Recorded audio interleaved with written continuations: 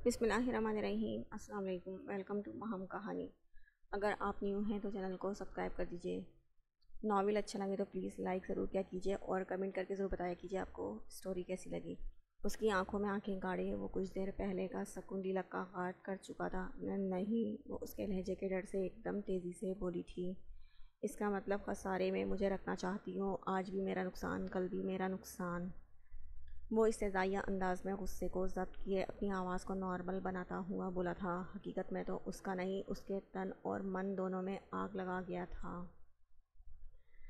وہ کس قدر خود سے قریب کر کے اس کے سوئے ہوئے احساس جگا رہی تھی، اس کے بستر پر پورے اطمینان اور سکون سے بیٹھی ہوئی حکمرانی کر رہی تھی، اور کل کو صرف اس کا خسارہ کر کے، اسے برباد کر کے، اسے سب کی نظروں میں گرا کر دفع ہو جانا چاہتی تھی۔ وہ بس صبر کے گھونٹ پی کر رہ گیا تھا۔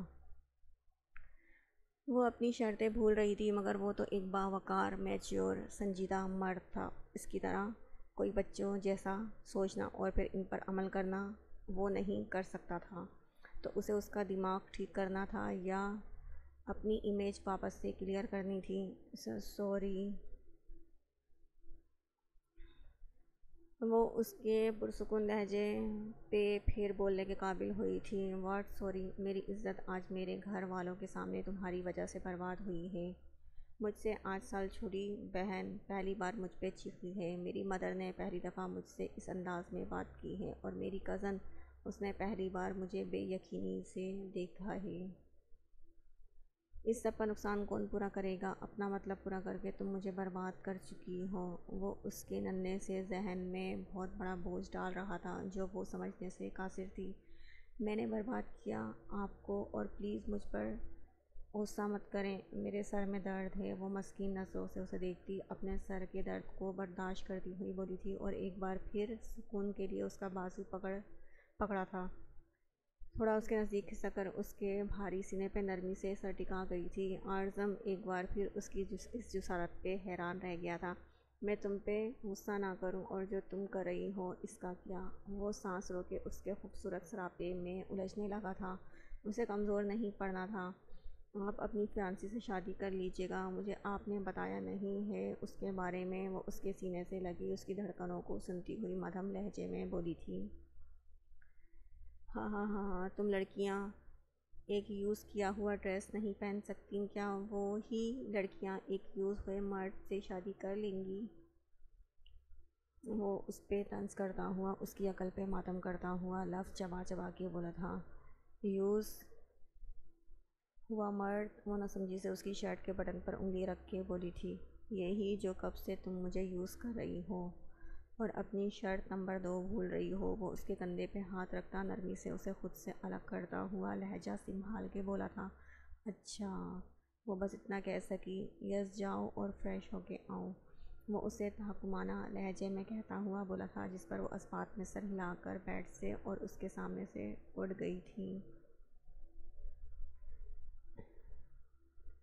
یہ لے کر جاؤ۔ وہ بیڈ کی دوسری سائڈ پہ اس کا پڑا دوپٹہ اسے دیتا ہوا بولا تھا، مگر وہ ابھی کچھ بولنے ہی لگی تھی جب وہ اسے بیچ میں ٹوک گیا تھا۔ واٹ مگر؟ اوڑھنے کے لیے ہے یہ سائڈ پہ رکھنے کے لیے نہیں۔ اس گھر میں رہنا ہے تو اس کا یوز باقاعدگی سے کرو۔ وہ اسے پھر حکم دیتا ہوا بولا تھا، جس پر وہ خاموشی سے دوپٹہ سینے پہ پھیلا کر باتھ روم کی جانب بڑھ گئی تھی، جبکہ وہ اس کی چھوڑی ہوئی جگہ اور تکیے پہ بے دھیانی میں لیٹ گیا تھا۔ بہت خطرناک ہے یہ، وہ خود سے بولتا ہوا آنکھیں موند گیا تھا اور اس کی کچھ دیر پہلے کی حرکات کے بارے میں سوچنے لگا تھا۔ وہ کچن کے کام سمیٹ کر سیڑھیاں چڑھتی اوپر اور اپنے اور عریحہ کے روم کی جانب بڑھی تھی، تبھی اس کی نظر سامنے والے کمرے کے بند دروازے پہ گئی تھی۔ آج رات کا سوچ کر ہی اس کی آنکھیں بھیگنے لگی تھیں۔ اس وقت وال کلاک 1 بجا رہی تھی۔ وہ دروازے پہ ایک اداس بھری نگاہ ڈال کر ہاتھ کی مدد سے بے دردی سے آنسو پونچھتی اپنے کمرے میں داخل ہوئی تھی۔ پورا کمرہ اندھیرے میں ڈوبا ہوا تھا۔ شام کتنی خوبصورت تھی اور رات اتنی ہی بدصورت۔ وہ نائٹ بلب جلا کر عریحہ کو دیکھنے لگی تھی، جو آج کھانا کھائے بغیر خلاف معمول جلدی ہی سو گئی تھی۔ ورنہ وہ 3 بجے سے پہلے نہ سوتی تھی۔ اس نے کتنی پیار سے پنک ساس پاستا بنایا تھا، جیسا کا ویسا ہی فریج میں رکھا تھا۔ کھانے کا شوق آج کس کو تھا؟ نور جہاں بیگم بھی غصے سے اپنے کمرے میں بند تھی، اریحا بھی سو گئی تھی، اور اس کا کھانا، اس کا تو دل بھی اجڑ گیا تھا۔ سانس مدھم چل رہی تھی، بھوک کا احساس کہاں تھا؟ وہ جب نور جہاں بیگم کو دودھ دینے کمرے میں گئی تھی، تب نور جہاں بیگم نے اسے سختی سے منع کر دیا تھا کہ نہ وہ کھانا دے گی اور نہ ہی رات کو اعظم کے لیے دودھ تیار کرے گی۔ اصل معنوں میں تو پہلے اس لڑکی نے اس کی محبت کو چھینا، اور اب انہوں نے اس سے اس کے تمام حق چھین لیے تھے۔ وہ اس کی صبح 7:30 بجے کی چائے، شام کی ریفریشمنٹ، رات کا دودھ کس محبت سے اپنے ہاتھوں سے تبسم بکھراتے لب سے تیار کرتی تھی، اور آج کے بعد تو جیسے اس کا سب کچھ اس سے چھین لیا گیا تھا۔ وہ اب کیسے وقت گزارے گی، کیا کرے گی؟ اسے سمجھ نہیں آ رہا تھا کہ وہ اس نے اپنے 22 سالہ زندگی میں نہ جانے ایسے کون سے گناہ کیے ہیں کہ پہلے اس سے اس کا گھر چھینا، پھر ماں باپ، اور اب وہ جس کی وجہ سے اب اس کی سانسیں بڑھ جاتی تھیں، جسے سوچ کر ہی اس کا خون پورے جسم میں تیزی سے گردش کرنے لگتا تھا۔ سوچ کر وہ منہ پر ہاتھ رکھے گھٹے گھٹے انداز میں دروازے سے لگے رونے لگی تھی۔ تب سے اپنے آنسو روکے ہوئے تھی، مگر اب تنہائی میں وہ خود کو قابو نہ کر سکی تھی۔ اریحا کا خیال کرتے ہوئے وہ کمرے سے منسلک بالکنی میں چلی گئی تھی۔ رات کی چاندنی بھی اس وقت سے خوبصورت محسوس نہیں ہو رہی تھی۔ وہ جب بھی اداس ہوتی تھی، رات کے وقت بالکنی میں آ جاتی تھی۔ اس کا جیسا بھی موڈ ہوتا تھا، اس وقت بالکل ٹھیک ہو جاتا تھا، مگر آج تو کوئی موسم یا کچھ بھی اس کے حال پہ اثر نہیں کر رہا تھا۔ اریحا اسے بار بار یہی کہتی تھی کہ وہ بہت خوبصورت ہے، اور اسے اس بات پر یقین بھی تھا۔ اس کی سیاہ بڑی بڑی آنکھیں کسی کو بھی دیوانہ بنا سکتی تھی۔ وہ الگ بات ہے کہ اس نے کبھی کسی کو قائل کرنے کی کوشش نہیں کی تھی۔ قائل کرتی بھی کیوں؟ اسے تو ویسے ہی خدا کی طرف سے اتنا انمول مرد مل گیا تھا۔ لیکن آج جو ہوا تھا، اس سے اس کا تمام کانفیڈنس ختم ہو گیا تھا۔ مجھ میں ہی کوئی کمی ہوگی تبھی وہ کسی اور کی جانب مائل ہوئے اور میرے دل کے ٹکڑے کر دیے۔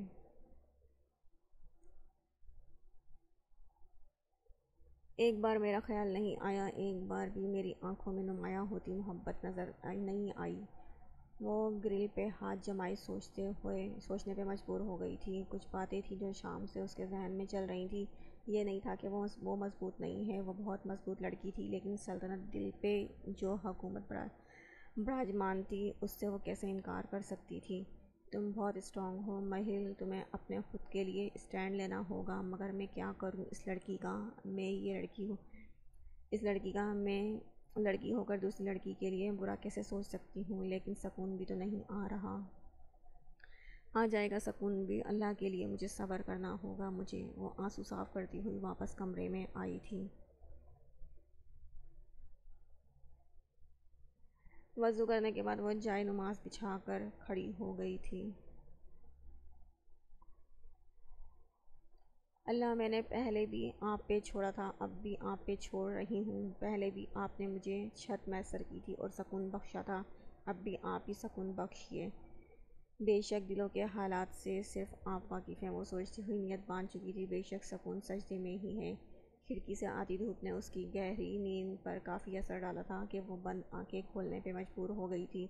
آج کھڑکی پہ سے بھاری پردے ہٹے ہوئے تھے، لیکن کمرے میں خاموشی چھائی ہوئی تھی۔ رات کو وہ کمرے میں زیادہ غور نہیں کر پائی تھی۔ کمزوری کی وجہ سے وہ فریش ہونے کے بعد واپس سے سو گئی تھی اور کھانا بھی نہ کھا سکی تھی، مگر اب اس کے تمام احساس بیدار ہو چکے تھے اور بھوک چمکنے لگی تھی۔ وہ بیڈ پہ لیٹی ہاتھ پیٹ پہ رکھے کمرے کے دائیں طرف دیکھ رہی تھی، جہاں تقریباً پوری دیوار پہ الماری فٹ تھی اور الماری دروازوں پہ بڑے بڑے دراز شیشے۔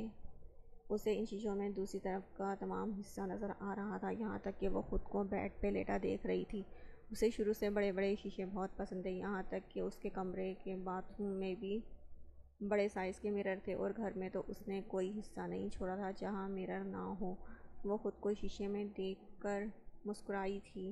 یقیناً یہ اس کی فیورٹ جگہ ہونے والی ہے، اور شیشے میں سیلفی لینا اس کا من پسند کام تھا۔ اس کا موبائل ایسی ہزاروں تصویروں سے بھرا رہتا تھا، مگر بدقسمتی یہ تھی کہ اس کے پاس اب موبائل بھی نہیں تھا۔ الماری جہاں ختم ہوتی تھی وہاں ہی کارنر پہ باتھ روم کا دروازہ تھا، جبکہ فرنٹ وال بڑی سی LED اور اس کے نیچے ایک صوفہ تھا، جبکہ دوسری دیوار پہ ڈریسنگ ٹیبل اور ونڈو تھی۔ ان چند چیزوں نے ہی کمرے کو خاصا ڈیسنٹ لک اور ماحول دیا ہوا تھا۔ کوئی بھی چیز فالتو باہر نظر نہیں آ رہی تھی۔ پورا کمرہ سمٹا صاف ستھرا تھا، اور اس کا خود کا کمرہ کتنا پھیلا ہوا ہوتا تھا۔ آمنہ بھی بار بار وہاں کی صفائی کرواتی تھی، مگر پھر بھی کہیں نہ کہیں کوئی نہ کوئی چیز پھیلی ضرور رہتی تھی۔ کم از کم مجھے صبح ناشتہ تو دے دیتے۔ بیڈ کی سائڈ ٹیبل پہ پڑا چھوٹا سا ہینڈ ریٹن نوٹ پڑھ کے بولی تھی اور اٹھ کے بیٹھ گئی تھی۔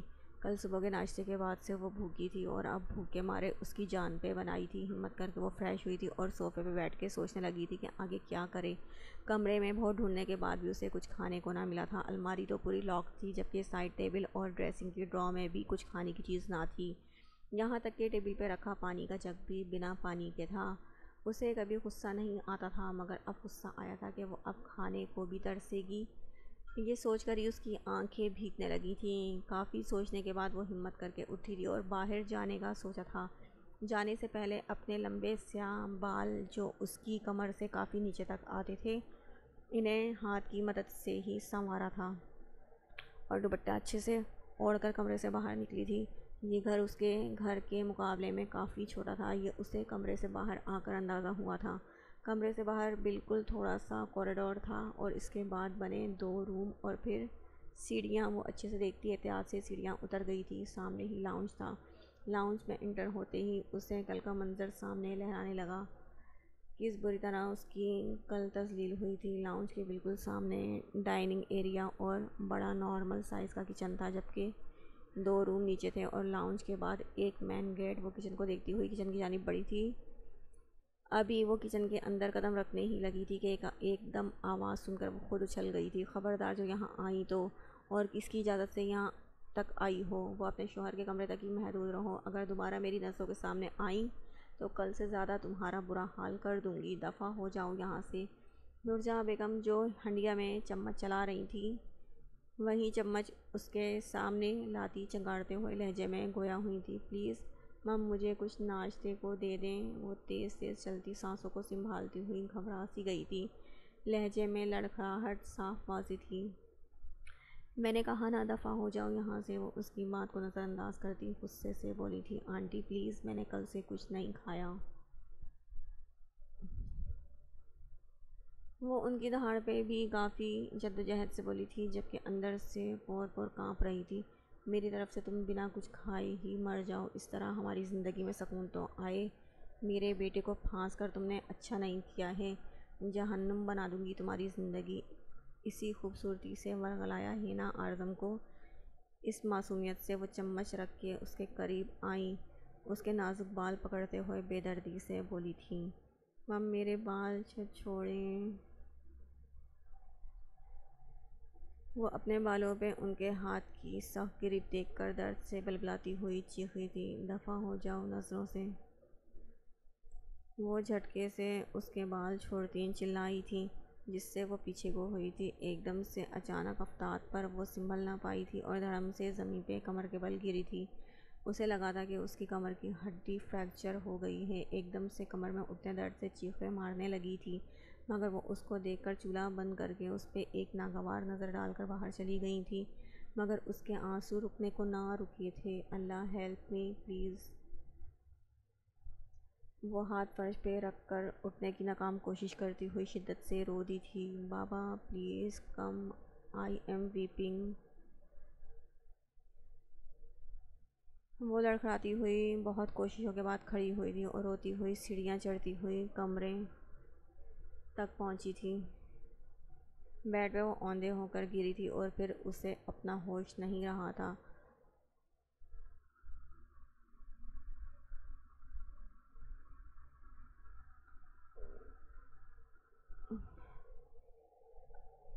وہ نکل رہی تھی جب اس کا شوز کسی چیز سے ٹکرا کر پھسلا تھا۔ ابھی وہ گرتی ہی جب 2 مضبوط بازوؤں نے اس کے کندھے سے تھام کر سیدھا کیا تھا۔ وہ خود تو سنبھل گئی تھی، مگر اس کے ہاتھ میں بھاری بک زمیں بوس ہو چکی تھی، جبکہ اس کی یہ جبکہ اس کی پریزنٹیشن کیا فائل کے تمام پیپرز نیچے گر چکے تھے. اور گاڈ وہ بنا سامنے دیکھے پیپرز کی ٹینشن میں فوراً سے نیچے بیٹھی تھی اور ادھر ادھر سے پیپر جمع کرنے لگی تھی. تبھی اس کی نظر گرے اور وائٹ جوگرز پہ گئی تھی اور وہ اپنا کام بھول کر جوگرز سے لے کر اب اس کی نظریں اوپر اٹھی تھی. وہ کتنی پاگل تھی جس نے اسے گرنے سے بچایا تھا اسے ہی فراموش کر چکی تھی. وہ شرمندہ ہو کر سوری کرنے کے لیے اٹھی تھی مگر سامنے دیکھ کر اس کا سکس سینس بہت بری طرح سے جاگا تھا. سیاہ جینس، وائٹ ٹی شرٹ اور اس پہ وائٹ لیپ کوٹ پہنے، گلے میں لٹکا اسٹیتھوسکوپ اور اوپر سے اس کی بھرپور پرسنالٹی، لمبا دراز قد، وہ بمشکل اس کے کندھے تک ہی پہنچ پا رہی تھی. I am really sorry and thanks for helping me. وہ لیپ کوٹ کہ ایک طرف لکھا اس کا نام غور سے پڑھتی سنبھلتی ہوئی بولی تھی. اٹس اوکے، آگے سے دھیان رکھیں. وہ ایک الوداعی مسکراہٹ اس کی طرف اچھالتا آگے بڑھ چکا تھا. اریحا نے فوراً مڑ کر اس کی پشت کو دیکھا تھا. وہ اسی لیب میں گیا تھا جہاں سے وہ کچھ منٹ پہلے وہ وہاں سے نکلی تھی. اندر وہ اس کے ہی آفیشل سر سے بغل گیر ہوا تھا. یہ منظر اس کی دو آنکھوں نے اپنے ذہن میں محفوظ کر لیا تھا. ڈاکٹر زارک، اس کے لیپ کوٹ پہ نیلے دھاگے سے کڑا اس کا نام. وہ زیر لب بڑبڑائی تھی اور جھک کر اپنے پیپرز اور بک جمع کر کے اٹھی تھی. وہ یقیناً کوئی اسٹوڈنٹ نہیں ہو سکتا. ہمارے ایج فیلو تھوڑے تھے اور تمام سینئرز کو میں جانتی ہوں. پھر کون تھے؟ اور جیسے ہمارے سر ہیں ان سے کوئی کیسے حق کر سکتا ہے؟ وہ تو کسی سے بات بھی لڑنے والے انداز میں کرتے ہیں. پھر یہ کوئی ان کا قریبی دوست ہوگا. وہ بک ہاتھوں میں پکڑے سینے سے لگائی مستقل اسی بارے میں سوچ رہی تھی. ایک خوبصورت مسکراہٹ اس کے لبوں پر بکھری تھی. مہل. وہ اپنے ڈپارٹمنٹ سے باہر نکلی ہی تھی کہ مہل سامنے اس کے ہی انتظار میں کھڑی تھی.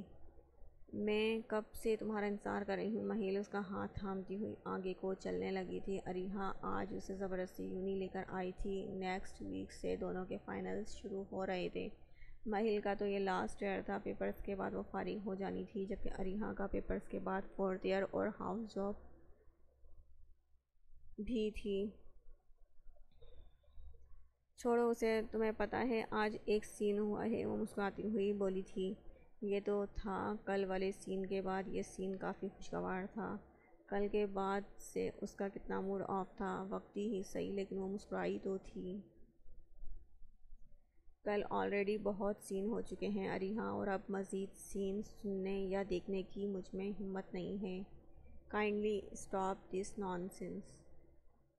وہ پوائنٹ کی طرف تیزی سے جاتی ہوئی روکھے انداز میں بولی تھی. یہ سچ تھا کہ کل سے وہ انتہائی ڈسٹرب تھی. دل تھا کہ کسی چیز میں لگ نہیں رہا تھا. یار سن تو لو. مجھے پتہ ہے تمہارے ساتھ اچھا نہیں ہوا ہے مگر تم ہی میری بھابھی ہو. امی اور میں اس لڑکی کو کبھی ایکسیپٹ نہیں کریں گے اور وہ خود کچھ دنوں میں بھائی کو چھوڑ کے چلی جائے گی. اسے اس کا ریئل امیج کبھی نہیں مل سکتا. دل پہ مت لو. وہ اسے سمجھاتی ہوئی اپنی ہی ٹون میں بولی تھی جبکہ اریحا کی خود غرضی پہ وہ اسے دیکھتی رہ گئی تھی. تم ایسا بھی سوچ سکتی ہو کسی لڑکی کے لیے اریحا. Can't believe this. ابھی تم بچی ہو. ان معاملات میں نہ ہی پڑو تو بہتر ہے. اپنے بھائی کی دشمن مت بنو. وہ اس کا ہاتھ چھوڑتی پوائنٹ کے اندر داخل ہو گئی تھی جبکہ اریحا اس کو ہکا بکا دیکھنے لگی تھی. یہ اوور ری ایکٹ کر رہی ہے. بس اپنی زندگی خود ہی برباد کر رہی ہے اور ظاہر یہ کر رہی ہے کہ ہمیں کچھ نظر نہیں آ رہا. تمہاری آنکھیں اور چہرہ دونوں پڑھ سکتی ہوں میں. مہل بی بی. وہ خود سے کہتی ہوئی خود بھی پوائنٹ بس میں چڑھ گئی تھی. وہ لیپ ٹاپ بیگ میں ڈالے بیگ پیک کر رہا تھا. اس وقت دوپہر کے 3 بج رہے تھے. کام کرتے کرتے اسے 3 سے 3:30 ہو جاتے تھے مگر آج وہ جلدی ہی اٹھ گیا تھا. ٹیبل پہ ایک نظر ڈالے وہ بیگ ہاتھ میں لیے روم سے نکل ہی رہا تھا جب پینٹ کی جیب میں رکھا اس کا موبائل شور کرنے لگا تھا. فون نکالنے کے بعد اس نے یس کا آپشن پریس کیا تھا. بلوٹوتھ یونی ٹائم میں ہمیشہ اس کے کان میں لگا ہوتا تھا. فون اب وہ کوٹ کی جیب میں رکھتا گویا ہوا تھا. بولو دامیر. وہ روم لاک کر کے راہداری سے گزرتا اپنی کار کی جانب بڑھا تھا. بڑی جلدی میں لگ رہے ہیں پروفیسر صاحب. دامیر بھی لنچ بریک کے بعد تھوڑا وقفہ ضرور لیتا تھا جس میں وہ روزانہ اعظم سے ہی بات کرتا تھا۔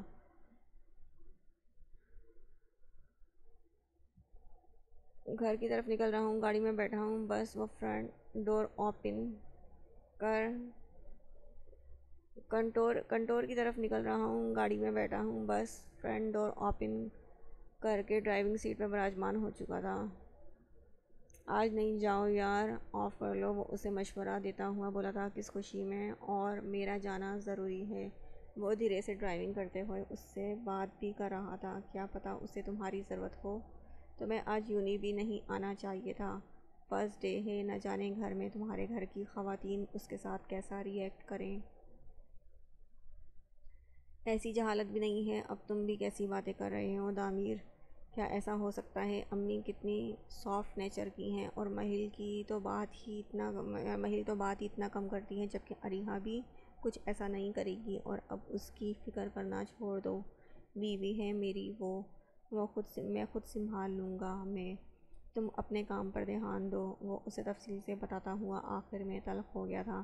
بار بار دامیر کی زبان پر لیلک کا نام اسے اچھا نہیں لگ رہا تھا، اسی لیے وہ خود بھی نہیں جانتا تھا کہ بیوی کا لفظ کیسے اس کی زبان پہ چڑھ آیا تھا۔ اوہ واو، ایک ہی رات میں اتنا بڑا انقلاب، بہت فاسٹ جا رہے ہیں آپ مسٹر اعظم۔ خیر، پھر آپ کی بیوی کے ساتھ آپ کی فرسٹ نائٹ کافی کامیاب گزری ہے، تبھی ایسا چینج آیا ہے کہ میرا بولنا بھی تمہیں برا لگ رہا ہے۔ وہ اس کی بات پکڑ چکا تھا، اور اب اس کو کس طرح جج کرنا تھا وہ اچھے سے جانتا تھا۔ کیا بول رہے ہو، تمہیں شرم نہیں آتی اتنی پرسنل باتوں پر؟ وہ اس کے بے باک لہجے پر صرف اس کو کوس ہی سکا تھا۔ بالکل بھی نہیں، تم سے ہی پوچھ رہا ہوں تو شرم کیسی؟ اگر تمہیں وہاں کسی نے ڈسٹرب کیا ہے تو بتا دو، میں ریزورٹ میں نیو میرڈ کپل روم بک کروا دیتا ہوں۔ وہاں کوئی ڈسٹرب نہیں کرے گا میرے یار کو، وہ مسکراہٹ ضبط کیے سنجیدگی سے بولا تھا۔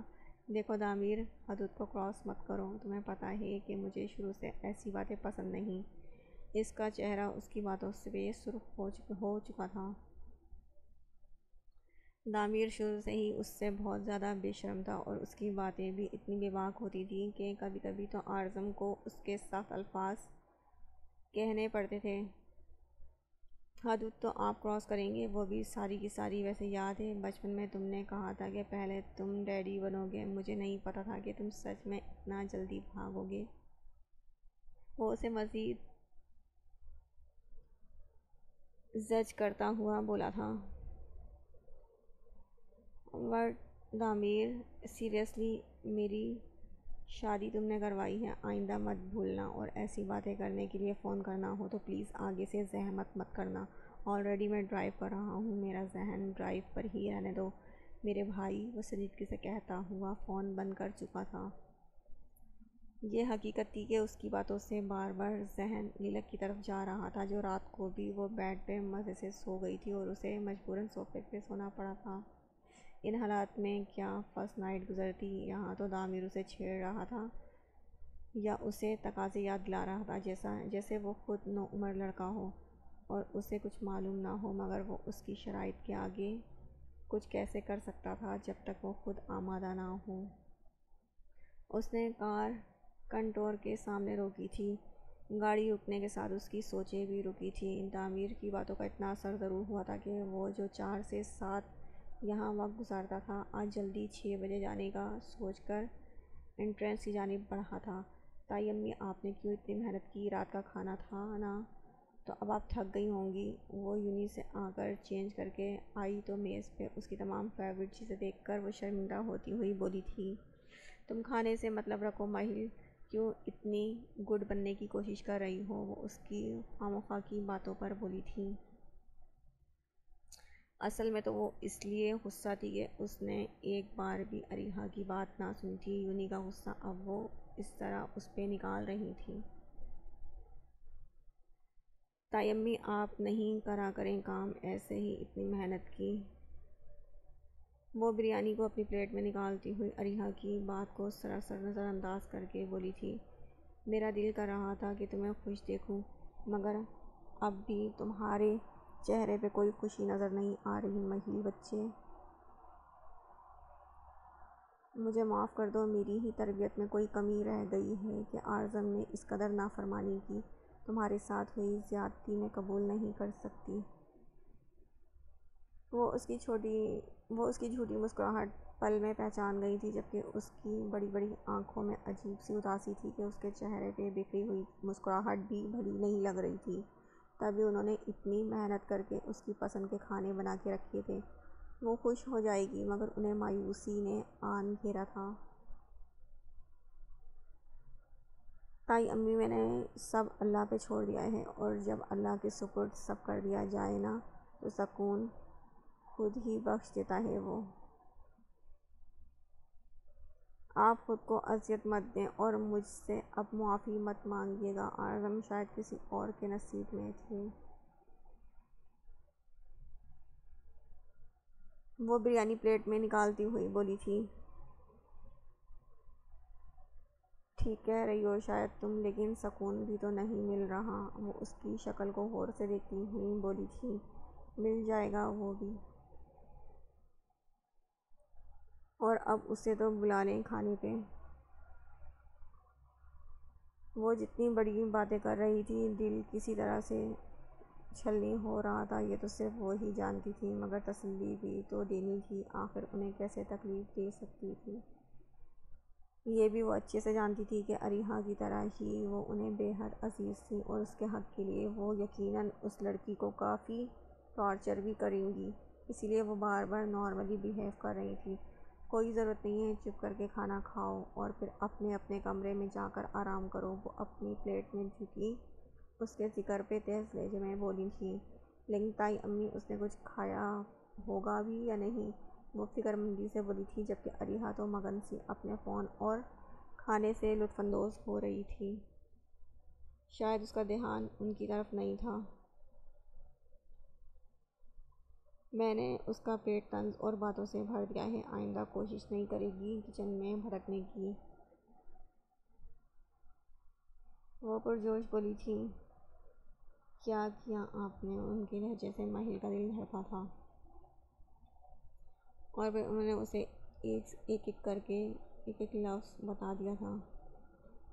یہ کیا کیا آپ نے؟ وہ حیرت سے ان کے جارحانہ رویے پر انہیں بے یقینی سے دیکھ رہی تھی۔ کیا وہ اتنی ظالم بھی ہو سکتی تھی کہ ایک لڑکی پہ تشدد کریں، اسے ایک وقت کا کھانا تک نہ دیں؟ میرا بیٹا اپنے قبضے میں کیا ہے اس نے، اور تم چاہتی ہو کہ نارمل رہوں؟ تمہاری طرح اتنا بڑا دل نہیں ہے میرا اکلوتا بیٹا، وہ ہی ہے پوری زندگی بھر کا کل سرمایہ۔ اتنی آسانی سے اسے سانس نہیں لینے دوں گی۔ اس کی یہاں سے چھٹی نہ کروائی نا تو پھر دیکھنا تم۔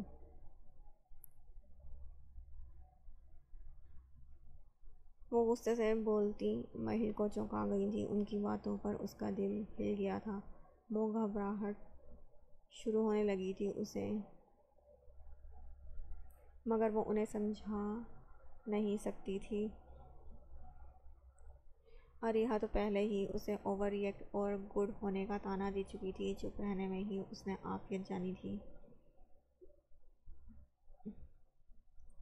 آج اس نے جلدی آنے کا سوچا تھا، مگر آتے آتے بھی اسے 6:30 کا وقت ہو ہی گیا تھا۔ دروازہ ان لاک کر کے وہ گھر میں داخل ہوا تھا۔ گھر میں چاروں طرف خاموشی پھیلی ہوئی تھی۔ اسلام، اس نے ہمیشہ کی طرح بلند آواز میں کیا تھا۔ اس کی پہلی پکار پری نورجہاں بیگم، جو تسبیح لاؤنج میں براجمان تھی، اٹھ کر اس کے قریب آئی تھی اور اس پر دعا پڑھ کے پھونکی تھی۔ وہ روزانہ یہی تو کرتی تھی، اور آج ناراض ہونے کے باوجود بھی وہ یہ فعل کرنا نہیں بھولی تھی۔ کیسی ہیں آپ؟ طبیعت کے صحیح رہی؟ وہ ان کے اس فعل پہ مسکراتا ہوا اندر کی جانب بڑھا تھا۔ اس کا مطلب یہ تھا کہ وہ ان سے ناراض تو نہیں تھے۔ ویسی ہی جیسی نظروں کے سامنے ہوں۔ وہ خفگی سے بولتی صوفے پہ بیٹھ گئی تھی۔ آپ تو بالکل گرل فرینڈ جیسے نخرے دکھا رہی ہیں یار، ڈرامے زیادہ دیکھنے لگی ہیں آج کل آپ۔ وہ ان کے خفا چہرے کو دیکھتا ہوا بولا تھا۔ ڈرامے میں دیکھتی ہوں، مگر ڈرامہ تم نے کیا ہے۔ اریحا، پانی لاؤ بھائی کے لیے۔ وہ اس پہ طنز کرتی آخر میں اریحا کو آواز دیتی ہوئی بات بدل گئی تھی۔ پانی نہیں لوں گا، پہلے فریش ہوں گا، آپ چائے بنوا دیں۔ وہ انہیں منع کرتے ہوئے کھڑا ہو گیا تھا۔ اریحا پہ اسے کل سے غصہ تھا۔ وہ ہر بار بڑا بھائی ہونے کے ناطے ہمیشہ اس کا ساتھ دیتا آیا تھا اور اسے سمجھتا تھا اور اس کو ہر جگہ سپورٹ کرتا تھا، اس کی ہر صحیح غلط بات کو اہمیت دیتا، اسے رائے دیتا، مگر کل اسے اریحا نے بالکل نہیں سمجھا تھا، اسے جاننے کی کوشش ہی نہ کی تھی۔ اریحا کا رویہ اس کے لیے کافی حیران کن تھا۔ ہاں، اب تم کہاں یہاں بیٹھو گے کمرے میں؟ جو آ گئی تمہاری بیوی، اب ماں کے پاس کہاں دل لگے گا؟ وہ اس پہ طنز کے تیر چلانے سے باز نہیں آئی تھی۔ ایک ہی رات میں کر لیا نا اس نے تمہیں قابو، پھنس گئے اس کے جال میں تم تو خوبصورتی کو بھی فوقیت نہیں دیتے تھے، لیکن اسے دیکھ کر لگتا ہے نہیں کہ تمہارے لیے خوبصورتی بہت معنی رکھتی ہے۔ وہ آج دن کے اجالے میں اسے دیکھ چکی تھیں، جب سے ہی ان کو آگ لگی ہوئی تھی۔ اس کے ریشم جیسے سیاہ گھنے بال جو کافی لمبے تھے، انہیں دیکھ کر تو انہیں بہت طیش آیا تھا، جس کا غصہ وہ اس کے بالوں پہ اچھے سے نکال چکی تھی، جبکہ اس کی دودھ جیسی رنگت اور متناسب سراپا اور تیکھے نقوش دیکھ کر وہ جل گئی تھی۔ یہ نہیں تھا کہ ان کی بیٹیاں اچھی نہیں تھیں، مگر وہ انہیں حسن کا پیکر لگی تھی۔ عورت تو ویسے بھی مرد کی کمزوری ہوتی ہے، اور خوبصورت عورت کی بات ہی نرالی ہوتی ہے۔ انہیں یہی لگا تھا کہ اعظم اس کی خوبصورتی سے مرعوب ہو چکا ہے۔ بہت ہی کوئی آپ بیکار باتیں کر رہی ہیں، مجھے بات لینا ہے، تھک گیا ہوں، آرام کرنا چاہتا ہوں، اور آج یہ پہلی دفعہ نہیں ہو رہا۔ میں روزانہ آرام کرتا ہوں 2 گھنٹے۔ کل کے بعد سے آپ شاید میری روٹین بھول چکی ہیں۔ چائے اور کچھ کھانے کو کمرے میں بھیج دیجیے گا، نیند آ رہی ہے مجھے۔ ان کی باتوں سے اس کا خون کھولنے لگا تھا۔ کیا وہ اسے اتنا نیچ اور برا سمجھتی تھی؟ اپنی بھابھی کی بیٹی کے لیے وہ اپنے بیٹے سے ہی اعتماد کھو رہی تھی۔ اپنی بیوی سے کہو کہ تمہاری غلامی کرے اور تمہیں چائے اور کھانے کو دے۔ وہ اس کی باتوں پہ اپنا غصہ قابو نہیں رکھ سکی تھی۔ آج انہیں وہ کافی بدلا لگا تھا۔ شادی کے بعد لڑکی کو 2 مہینے کا آرام دیا جاتا ہے۔ جب 2 مہینے ہوں گے وہ بھی اپنی ذمہ داری سنبھال لے گی۔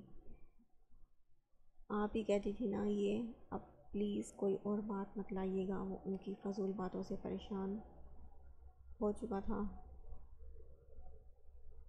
کوئی 2 مہینے نہیں، اور یہ کوئی شادی چاؤ سے نہیں ہوئی ہے۔ 2 دن اسے آئے ہو چکے ہیں۔ 5 دن بعد وہ تمام گھر کے کام کرے گی۔ بتا دینا اسے۔ وہ اسے تعقمانہ لہجے میں بولتی، بہت کچھ جتا چکی تھی، تب کی تب دیکھی جائے گی، آپ فکر نہ کریں۔ وہ جان چھڑاتا آفس بیگ لے کر تیزی سے وہاں سے نکلا تھا۔ وہ کمرے میں داخل ہوا تو پھر سے خاموشی نے اس کو ویلکم کیا تھا۔ دروازہ بند کر کے اس نے سکون کا سانس لیا تھا۔ نور جہاں بیگم کی باتیں تو اسے کافی سے زیادہ بری لگی تھیں۔ پہلے دامیر نے اور اب انہوں نے اس کو صحیح سے زج کیا تھا۔ یہ اب تک سو رہی ہے۔ وہ بیگ رکھتا اسے بیگ پر نیم دراز دیکھ کر خود سے بولا تھا۔ کوٹ اتار کر اس نے جھنجھلاہٹ سے صوفے پہ ڈالا تھا اور شرٹ کے اوپری 2 بٹن کھولے تھے۔ کمرے میں بھی اچھی خاصی گرمی تھی۔ پنکھا بہت آہستہ چل رہا تھا۔ سب سے پہلے اس نے پنکھا تیز کیا اور دوسرا کام اس کو اٹھانے کا تھا۔ مغرب کے وقت سونا ان کے ہاں بہت معیوب سمجھا جاتا تھا۔ اٹھو، صبح ہو گئی ہے۔ وہ دور ہی سے اس کے پاؤں کے پاس کھڑا ہوا بولا تھا، ایکسکیوز می۔ وہ اس کی کسی بھی نا حرکت پہ تشویش سے اس کی جانب بڑھا تھا۔ پتہ نہیں کون سے دکھ ہیں کہ رونا ختم نہیں ہوتا۔ نفرت ہے مجھے ان کے آنسوؤں سے۔ وہ اس کے چہرے پہ آنسو کے نشان دیکھ کر جھنجھلا کے خود سے بولا تھا، صبح تک تو اسے ٹھیک چھوڑ کے گیا تھا، یہاں تک کہ اس کے لیے نوٹ بھی لکھ کے چھوڑ گیا تھا، مگر اب بھی اس کا چہرہ سرخ پڑا ہوا تھا۔ اسے جگانے کے لیے اس کی کلائی کو جیسے ہی اس نے تھاما تھا، اسے حرارت محسوس ہوئی تھی۔ واپس سے اس نے کلائی نرمی سے رکھی تھی۔ بہت ہی کوئی لاپرواہی دکھائی ہے۔ نوٹ میں وہ میڈیسن کا بھی لکھ چکا تھا کہ ناشتے اور کھانے کے بعد وہ یاد سے لے لے، تاکہ وہ شام تک پوری طرح ٹھیک ہو سکے، مگر طبیعت سدھرنے کے بجائے الٹا خراب ہی لگ رہی تھی۔ دوائیاں بھی جوں کی توں ویسی ہی پڑی تھیں۔ اسے غصہ آیا تھا، اب میں میڈم کے نخرے بھی پورے کروں؟ یہی لائف رہ گئی ہے جیسے میری۔ ہاتھ سینے پہ باندھے اسے گھورتا ہوا سوچنے لگا تھا۔ اسے بعد میں جگانے کا سوچ کر وہ کپڑے لے کر باتھ روم میں بند ہو گیا تھا اٹھ جاؤ، شام ہو رہی ہے۔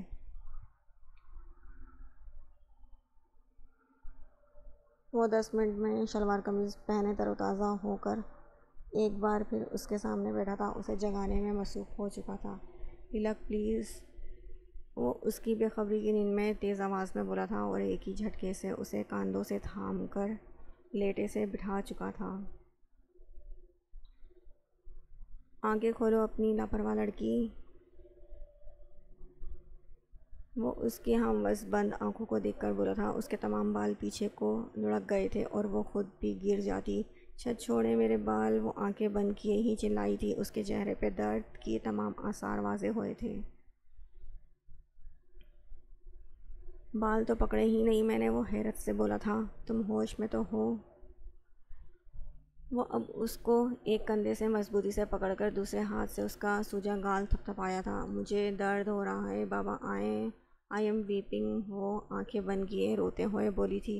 ٹھیک ہو تم؟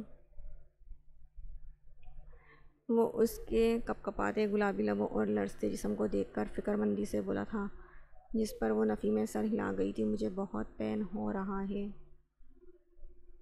اب کی بار وہ آنکھیں کھولے شدت تکلیف سے بولی تھی۔ کہاں؟ وہ اس کے رونے پہ ایک دم خود بھی گھبرا گیا تھا۔ مجھے کھانا چاہیے۔ اس کے دوسرے جملے پہ وہ سر اس بات میں ہلا کر رہ گیا تھا۔ کھانا نہیں کھایا تم نے؟ اس کے سوال پر اس نے نفی میں سر ہلایا تھا۔ کیوں؟ اس کے سوالیہ انداز پہ وہ شکوہ کناں آنکھیں اٹھا کر اس سے ہی سوال کا جواب مانگنا چاہ رہی تھی۔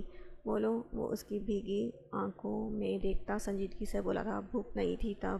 وہ اس کا ہاتھ اپنے گال پر سے ہٹاتی ہوئی روکھے انداز میں بولی تھی اور اپنے چہرے پہ پھیلے آنسو بے دردی سے صاف کیے تھے۔ وہ اتنی رونے والی لڑکی مظلوم یا بزدل نہیں تھی، حالات نے اسے ایسا بنا دیا تھا، اور سچائی بھی وہ نہیں بتانا چاہتی تھی۔ نہیں چاہتی تھی کہ ایک بیٹا ماں سے بدگمان ہو، یا ایک ماں اپنے بیٹے سے بدگمان ہو۔ صبح کہا تھا نا کہ میڈیسن وقت پہ لے لینا، مگر لاپرواہی تو دکھانی ہے۔ میں بار بار یوں تمہارے نخرے پورے نہیں کر سکتا۔ جب تک یہاں پر ہو مجھے ہر وقت ایکٹیو اور اچھی طبیعت کے ساتھ نظر آؤ۔ مجھے بیمار لڑکیاں اور رونے دھونے والی بالکل نہیں پسند۔ نہیں ہے پسند ایسی لڑکیاں، اوکے؟ وہ اپنے لہجے کو سخت بنائے اپنی باتوں سے اسے بہت کچھ جتا گیا تھا، جس پر للک نے اس کا ہاتھ اپنے کندھے پر سے ہٹایا تھا اور کمر میں اٹھتے درد کو نظر انداز کیے اس کے سامنے سے اٹھ گئی تھی۔ اسے چھوڑ کر وہ باتھ روم میں بند ہو گئی تھی۔ اس کا یوں ہاتھ جھٹکنا اعظم کو بالکل نہیں پسند آیا تھا۔ کسی احتیاط اور نرمی سے اسے پکڑ کے بٹھایا ہوا تھا اور لمحے میں ہی اس کے ہی ہاتھ کو وہ جھٹک گئی تھی۔ وہ غصے میں بیٹھا اس کے باہر آنے کا انتظار کرنے لگا تھا کہ تب ہی دروازہ نوک ہوا تھا۔ وہ نورجہاں بیگم کا سوچ کر بستر سے اٹھا تھا اور کمفرٹر کو ایک جگہ ڈال کر دروازے کی طرف بڑھا تھا، لیکن سامنے ہی محل کو دیکھ کر وہ خود بھی شاکڈ ہو گیا تھا۔ وہ اب بھی اس کے سامنے آئے گی، اسے یہ اندازہ نہیں تھا۔ وہ چائے اور ریفریشمنٹ سے بھری ٹرالی لیے کھڑی اس کی ہی منتظر تھی۔ محل تم؟ اس کی آواز کسی گہری کھائی میں سے آتی ہوئی لگی تھی۔ آپ کو اریحا یا تائی امی کا گمان ہوا تھا؟ وہ نہ چاہتے ہوئے بھی اس پہ طنز کر گئی تھی۔ دوپٹہ سر پہ اچھے سے جمائے وہ اس کے سامنے مضبوط بنے کھڑی تھی۔ ہاں میں نے امی کو کہا تھا، وہ بے یقینی سے بولا تھا۔ اریحا کو کام کرنے آتے نہیں ہیں، اور اتنا جو آپ سنا کر گئے ہیں، اس کی وجہ سے تائی امی غصے میں صرف حکم ہی دے سکتی ہیں۔ آپ کو میرا آنا صحیح نہیں لگا شاید، مگر میں بھی ایک کام کی وجہ سے ہی آئی ہوں۔ وہ اسے تمام باتوں سے آگاہ کرتی ہوئی بولی تھی، کہیں وہ اس کے آنے کا غلط مطلب نہ نکال لے۔ ویسے بھی اس کے لیے اپنی عزت نفس محبت سے زیادہ عزیز تھی۔ شکریہ۔ اور کیسا کام؟ وہ ٹرالی کو اپنی طرف کھینچتا ہوا بولا تھا۔ اگر آپ کسی کے ساتھ اپنا رشتہ قائم کر چکے ہیں تو اس رشتے کا خیال بھی کریں، یہ نہ ہو کہ بعد میں آپ کو پچھتاوے کا سامنا کرنا پڑے۔ وہ دھیمی آواز میں کہتی اسے کنفیوز کر گئی تھی۔ کہنا کیا چاہتی ہو تم؟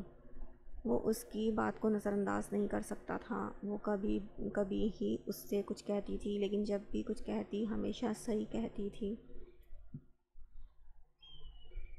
یہی کہ تائی امی نے آج اچھا نہیں کیا اور کل کو بھی یا اس کے بعد بھی وہ نہ جانے کیا کیا کر سکتی ہیں۔ وہ آپ کی بیوی ہیں، آپ اس کا خیال خود کرنا چاہیے آپ کو اس کا خیال۔ آج تو میں نے آپ کو بتا دیا ہے، آئندہ میں آپ سے بات نہیں کروں گی۔ لیلک کو انہوں نے کس طرح ہرٹ کیا تھا، کیسے اس کے ساتھ برا رویہ رکھا تھا اور کس طرح اسے کھانا دینے سے انکار کیا تھا، ایک ایک بات وہ اس کے گوش گزار کر چکی تھی، جبکہ اعظم کو اپنی ماں کے رویے پہ بہت افسوس ہوا تھا۔ وہ اس قدر گر سکتی ہیں اس نے کبھی نہیں سوچا تھا۔ یہ پین کلر اور ٹیوب وہ اس کے ہاتھ میں تھماتی ہوئی چلی گئی تھی، جبکہ وہ اپنے ہاتھ میں پکڑی کمر درد کی ٹیوب اور پین کلرز دیکھ کر شرمندہ ہوا تھا۔ ٹرالی اندر کمرے میں لا کر اس نے بیڈ کے قریب رکھی تھی اور دوائیاں سائڈ ٹیبل پہ۔ وہ اس کے آنے کا انتظار کرنے لگا تھا۔ اب سمجھ آیا تھا کہ وہ بال چھوڑنے کو کیوں کہہ رہی تھی اور کھانا اس نے کیوں نہیں کھایا تھا۔ اس نے تو رات بھی کچھ نہیں کھایا تھا اور آج پورا دن وہ بھوکی تھی۔ اسے اپنی لاپرواہی پہ بھی غصہ آیا تھا۔ جھوٹ کیوں بولا تم نے؟ وہ ابھی کارپیٹ پہ نظریں گاڑے سوچ رہا تھا جب وہ باتھ روم سے باہر آئی تھی۔ وہ بنا کوئی لمحہ ضائع کیے اس کی جانب بڑھا تھا۔ کیسا جھوٹ؟ وہ اس کے قریب آنے پہ ایک دم گھبرا گئی تھی اور اپنے قدم پیچھے کی جانب بڑھائے تھے۔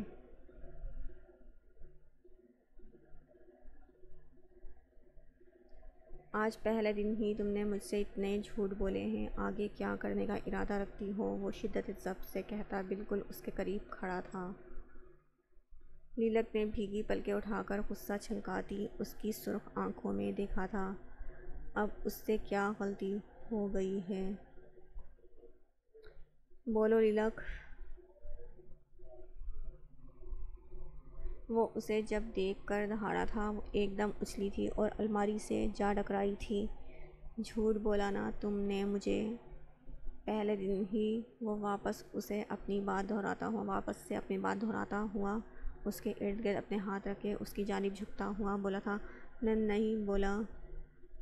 وہ اس کے رویے پہ گھبراتی ہوئی بولی تھی۔ گرم سیال ایک بار پھر آنکھوں سے بہنے لگا تھا، اوپر سے اس کی قربت وہ لرزنے لگی تھی۔ جھوٹ بولتی ہو مجھ سے؟ وہ اب ایک ہاتھ نرمی سے اس کے پیچھے سے گزارتا ہوا اس کی نازک کمر کو تھام چکا تھا اور جان بوجھ کر اپنے ہاتھ کی گرفت تیز کی تھی۔ تکلیف ہو رہی ہے مجھے؟ چھوڑیں۔ وہ نہ چاہتے ہوئے بھی تکلیف کا اظہار کر گئی تھی۔ لہجہ کس قدر روحان سا تھا۔ چھوڑیں مجھے اعظم، درد ہو رہا ہے مجھے بہت۔ وہ اس کی گرفت میں مچلتی ہوئی لڑکھڑاتے لہجے میں بولی تھی۔ چہرہ درد کے مارے پیلا پڑ رہا تھا جبکہ آنکھیں بند تھیں۔ کیوں ہو رہا ہے اور یہاں ہی کیوں؟ وہ اب دونوں ہاتھ اس کی کمر پر ٹکائے پورا اسے اپنے حصار میں لے چکا تھا۔ لیلک نے ناکام سی کوشش کی تھی کہ وہ اس کی گرفت سے نکل آئے، مگر اس کی گرفت انتہا سے بھی زیادہ سخت تھی۔ آپ مجھے درد دے رہے ہیں، پلیز لیو می۔ وہ اپنے چہرے سے قریب اس کے چہرے اور اس کی آنکھوں میں دیکھتی ہوئی منت بھرے لہجے میں بولی تھی۔ اعظم اس کے بھیگے چہرے کے ایک ایک نقش کو غور سے دیکھتا ہوا اس کی تکلیف کا اندازہ کر رہا تھا۔ آخر کیوں اس نے اس کا خیال نہیں رکھا؟ ابھی تک تو وہ اس کی ذمہ داری تھی۔ آئی ایم سوری لیلک، جو بھی کچھ ہوا اس سب کا تم نے مجھے بتانا ہے اور جھوٹ نہیں بولنا، سمجھ رہی ہو میری بات؟ وہ اس کی کمر پہ سے ہاتھ ہٹاتا ہوا اس کا چہرہ تھام کر سنجیدگی سے بولا تھا۔ لیلک نے اس بات میں سر ہلایا تھا۔ اور جھوٹ بولا تو؟ اس کا پھر سے نیا سوال۔ نہیں بولوں گی، وہ جلدی سے بولی تھی، کہیں پھر سے وہ اس کو تکلیف دینا شروع کر دے۔ Good girl, come with me. وہ اس کے خوبصورت چہرے سے نظریں چراتا اور اس کے بدن سے اٹھتی مہک کو نظر انداز کرتا اس کا ہاتھ نرمی سے تھام کر بیڈ پہ بٹھا چکا تھا۔ اس ٹاپک پہ وہ مزید اس سے بات نہیں کرنا چاہتا تھا، اس لیے خاموش ہو گیا تھا، مگر اسے وارن کرنا لازمی تھا کیونکہ ماہل نے جس طرح اسے ایک ایک بات بتائی تھی اور پہلے سے الرٹ کیا تھا وہ اس کا شکر گزار تھا، مگر لیلک پہ بھی اسے بھروسہ نہیں تھا۔ جس طرح آج وہ چپ رہی تھی اسی طرح وہ ہمیشہ بھی چپ رہ سکتی تھی اور وہ نہیں چاہتا تھا کہ خواہ مخواہ وہ کسی کے بھی ظلم کا نشانہ بنے۔ چائے پیتی ہو وہ اس کے سوال پہ سر ہاں میں ہلا گئی تھی اور گود میں رکھے اپنے ہاتھوں کو دیکھنے لگی تھی۔ دوپٹہ لاپرواہی سے گلے میں ڈالے، لمبے بال اس کے کچھ چہرے پہ اور باقی کمر پہ پھیلے ہوئے تھے۔ اس کا نم چہرہ بنا کسی آرائش کے بھی کتنا من موہنا تھا کہ اعظم کو بار بار نگاہیں ہٹانا مشکل کام لگ رہا تھا۔ تم اچھے سے کھانا کھاؤ اور سائڈ ٹیبل پہ ٹیوب رکھی ہے، لگا لینا، اگر نہ لگے تو بتا دو، میں کسی کو بھیج دیتا ہوں مدد کے لیے۔ وہ بریانی کی پلیٹ اس کی گود میں رکھتا ہوا بولا تھا۔ للک تو کسی اور کا نام سن کر ہی پریشان ہو گئی تھی۔ نہیں میں خود کر لوں گی۔ وہ سائڈ ٹیبل پہ ٹیوب دیکھ کر کس قدر شکر آمیز نظروں سے اعظم کو دیکھا تھا۔ وہ بنا بولے ہی اس کا درد سمجھ گیا تھا۔ اسے اکیلے لگانے میں تھوڑی مشکل ہوتی مگر کسی اور کا وہ سہارا نہیں لے سکتی تھی۔ پین کلر بھی لے لینا، تکلیف جلدی صحیح ہو جائے گی، میں امی کے پاس جا رہا ہوں۔ وہ اسے تمام ہدایات دیتا ہوا اپنے چائے کا کپ لے کر وہاں سے چلا گیا تھا۔ جبکہ اس کے جانے کے بعد اس نے سکون کا سانس لیا تھا۔ اس کی ذرا سی قربت سے ہی اس کا دل پتے کے مانند لرزنے لگا تھا۔ لیکن جو بھی تھا اس وقت وہ اسے اپنا مسیحا لگا تھا۔ نہیں آپ نے مجھے سمجھ کیا رکھا ہے، نہ کھانا پراپر ہوتا ہے، نہ لنچ ڈھنگ کا بن رہا ہے، کسی کام پہ توجہ نہیں ہے۔ میں کہتی ہوں کہ آخر مسئلہ کیا ہے؟ کسی کا انتقال نہیں ہو گیا ہے یہاں کہ ہر وقت ماتم اور سوگ کا سما رہے گا؟ ارے ہمارا مذہب بھی صرف 3 دن کے سوگ کا پیغام دیتا ہے، لیکن یہاں تو ہفتہ ہونے کو آیا ہے، سوگ ختم نہیں ہو رہا۔ وہ ہفتے بھر سے دال سبزی یا کچھ خاص ڈش بنی بھی ہوتی تو اس میں ذائقہ بالکل نہیں ہوتا، اور پورے بنگلے میں چھائی خاموشی کے بعد تو ان کے سر میں درد ہونے لگا تھا۔ اوپر سے سوگ، سونے پہ سہاگا، آج ان کے صبر کا پیمانہ آخرکار لبریز ہو چکا تھا۔ تبھی وہ لڑائی اور چیخ و چلاہٹ پہ اتر آئی تھی۔ چھوٹی بیگم صاحبہ، آپ کو بالکل کوئی افسوس نہیں ہے کہ آپ کی بیٹی سگی نہ سہی مگر تھی تو آپ کے شوہر کی بیٹی، اور وہ غائب ہے ہفتے بھر سے۔ آپ کو بالکل اندازہ نہیں ہے اس شہر کا، وہ کہاں ہوگی، کیسی ہوگی، زندہ ہوگی بھی کہ نہیں۔ بٹیا رانی ابھی تو ادھر مقیم ہوئی تھی، انہیں تو ٹھیک سے سوسائٹی کے پارک جانا نہیں آتا تھا، اور اب نہ جانے وہ کہاں ہیں۔ آپ کو کھانے پینے اور اپنی آسائشات کی لگی ہوئی ہے۔ وہ 19 سال سے اس گھر میں ملازم تھی، ان کے اچھے برے ہر وقت میں انہوں نے ساتھ دیا تھا، یہاں تک کہ ان کی بیٹی کی پرورش بھی انہوں نے ہی کی تھی۔ 1 مہینے پہلے ہی وہ انگلینڈ سے یہاں پاکستان شفٹ ہوئے تھے، اور ٹھیک 1 مہینے بعد ان کے سر پہ یہ قیامت آن پڑی تھی۔ شٹ اپ آمنہ بھی اور خود بھاگ گئی ہے کسی کے ساتھ۔ وہ پاکستان ہی اسی لیے آنا چاہتی تھی، گئی تو اپنی ماں کے اوپر ہی ہے نا۔ ارے مان لیا کہ شاہ کی پہلی بیوی نجی طبقے سے تعلق رکھتی تھی، تبھی شاہ کو دیکھ کر وہ پھسل پڑی تھی، مگر اسے کس چیز کی کمی تھی؟ دولت کی ریل پھیل، اتنا بڑا بزنس، سب بے شمار گاڑیاں، ڈھیروں گھر، پھر بھی باپ اور بیٹی کو چھوڑ کر بھاگ گئی۔ چلو میں اور میرا بیٹا تو اس کے سگے نہ تھے، مجھے تو کبھی اپنی سگی ماں کا درجہ دیا ہی نہیں، اور نہ میرے بیٹے کو بھائی۔ شاہ آتے ہیں تو بات کرتے ہیں، کم از کم اپنے باپ کا ہی سوچ لیتی۔ جب شاہ کو معلوم ہوگا وہ تو جیتے جی مر جائیں گے۔ مسٹر شاہ ساڑی کا پلو اپنے منہ پر رکھتی روحانسی انداز میں بول کر افسوس بھرے تاثرات دے کر وہاں سے جا چکی تھی۔ میری بٹیا رانی کبھی ایسا نہیں کر سکتی، شرم آنی چاہیے تم جیسی عورت کو۔ اپنی بٹیا رانی کی پرورش میں نے کی ہے، اور اپنی پرورش پر مجھے اعتماد ہے۔ آمنہ بھی اپنے دل پر ہاتھ رکھ کے ان کے تمام الزامات مسترد کرتی انہیں حیران کر گئی۔ آ جائیں یار۔ وہ بیک گراؤنڈ سے ٹیک لگائے بیٹھا موبائل میں دیکھتا ہوا بولا تھا، کیا کر رہا ہے میرا شہزادہ؟ وہ ٹرے تھام کر کمرے میں داخل ہوئی تھی۔ یہ روز کا معمول تھا کہ اتنے ملازم ہونے کے باوجود بھی وہ اس کے آدھے کام خود کرتی تھی، اسپیشلی اس کو چائے دینا، دودھ سرو کرنا، کھانا کھلانا، کپڑے پریس کرنا اور بہت کچھ۔